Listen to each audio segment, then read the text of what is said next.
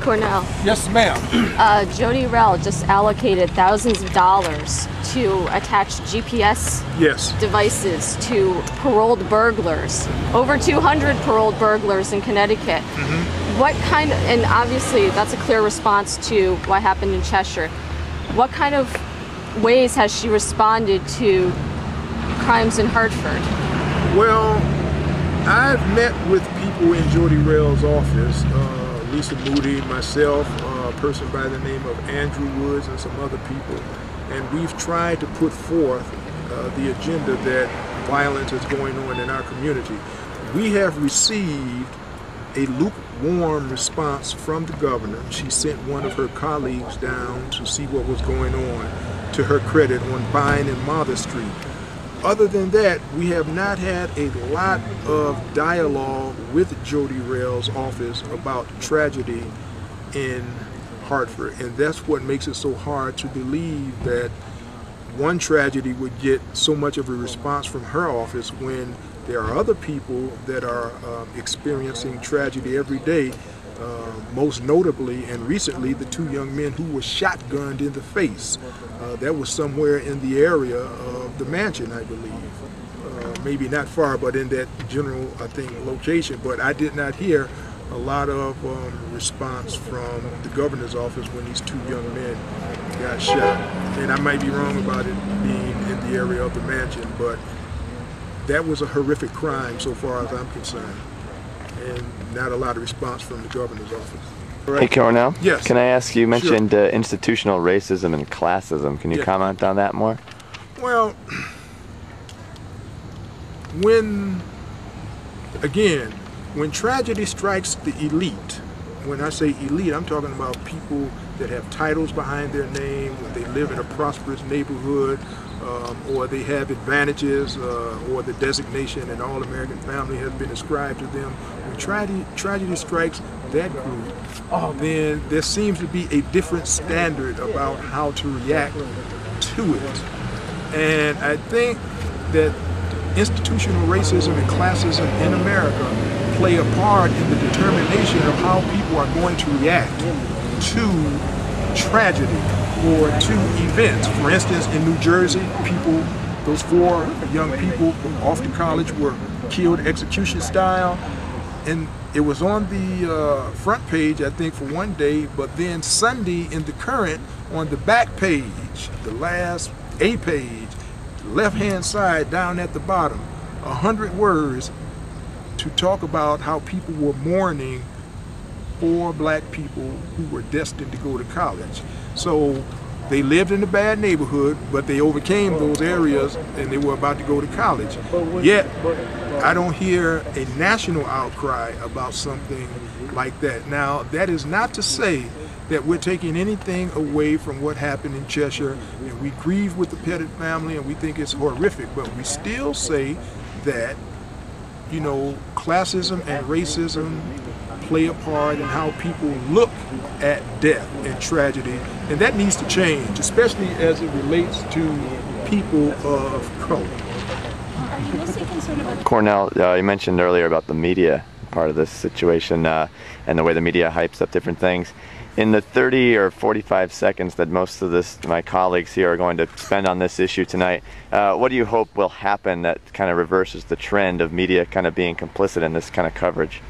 I hope the media, you know, somehow or another also does an inventory of how they report on the news and what they see as valuable. And again, I have to say honestly that I saw a lot of people from the media reporting about what happened in Cheshire, you know, and they were visibly upset. Okay, granted, horrific. But then I noticed that just a few days before that a tragedy occurred in Hartford, and it was hard-hitting news. You know, and it was done surgically and quickly, you know, in and out. And so that needs to change, I think. I think people so often in the North End and other urban areas become accustomed to what they think, you know, is violence, you know, random or people targeted or whatever, until they become kind of callous. But behind each tragedy in Hartford, there's a story. is like the naked city. There's a million stories, and you know what? I don't think people actually get into those stories behind the faces of the people that die as a result of tragedy here. So I think the media needs to take inventory itself. Because some of what was being asked was for this to be, is this more about race or about class? And how would you like to address this attempt to divide these issues? Yeah, and that's or how are they connected? Yeah, maybe? and that's really a very good question. And I think Katrina sort of takes us to the core of that type of analysis. And a lot of people want to say it's class. And if you come from certain political views, things like that, you want to bring things down to a basic class issue. But forgive me, you cannot get around the fact that race is the core issue in this country. I mean, it really is. Just the structural racism, the institution of genocide of the indigenous people, the enslavement of people. Yeah, class and poverty is a serious issue, but it is an issue that is primarily among people of color and aimed at people of color. There is no way. I mean, you know, you take the Constitution, and slavery is still allowed in one place, and that's in our prison systems. And who are the predominant people in our prison systems?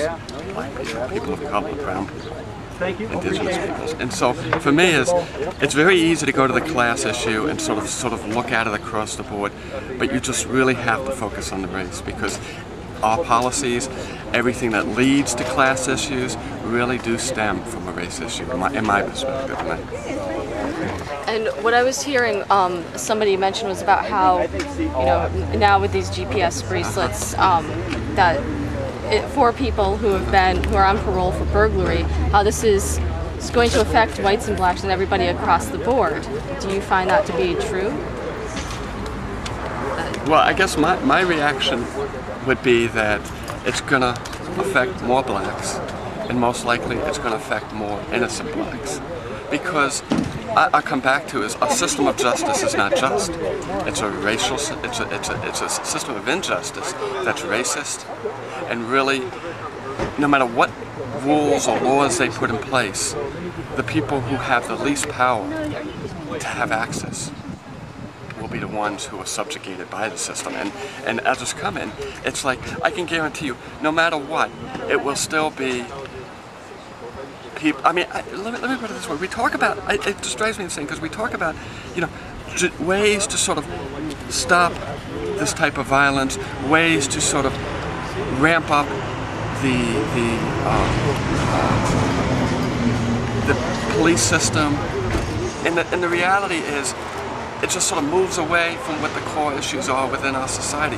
What is leading people? I mean, no one ever asked the question, why is there so much theft? Why is there so much robbery? What are the reasons? It's how do we use technology to more constrain our people, to more subjugate our people, rather than saying, how do we free our people? You know, yeah, there's a few bad people. There's no question.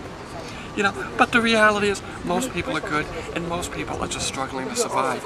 And yet, you know, I've been robbed, you know, and there are times that, you know, I have to look at it and I can get angry, but I can also recognize I am complicit with what caused that robbery, because I am complicit within a system that creates these inequities. So I have trouble going to the GPS, because it's like that man who was talking about, well, you know, not snitching. It's like losing the whole issue of, it's like good white people sort of saying, yeah, it's black on black violence, and here's the reasons why blacks are doing that. And it's insane. So the attention to the stop snitching, hoo-ha, whatever you want to call that, is sort of a turning the question around on what are the victims doing to enable the violence in their own communities.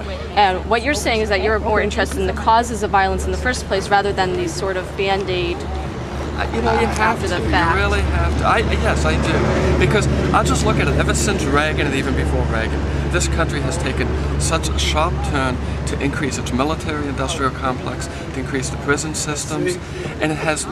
We are pulling everything away from that social safety net.